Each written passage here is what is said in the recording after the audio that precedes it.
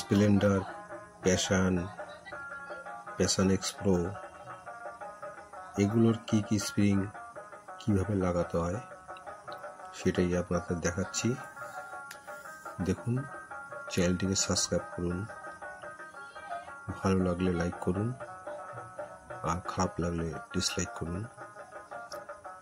স্প্রিংটা লাগাচ্ছি, আপনারা দেখুন, অবশ্যই ভালো লাগবে, কারণ এই স্প্রিং লাগানোটা অনেকটা নতুন যারা আছে তাদের জন্য তারা ঠিক বুঝতে পারে না, ইঞ্জিনে ক্যারক্যার করে আওয়াজ আসে।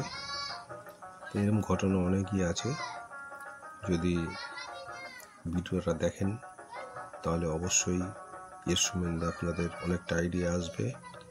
আশা করি ভিডিওটা ভালো লাগবে আর আপনারা কিছু শিখতেও পারবেন। তা এই ভিডিওটা শুধু তাদের জন্য যারা নতুন আছেন তাদের জন্য।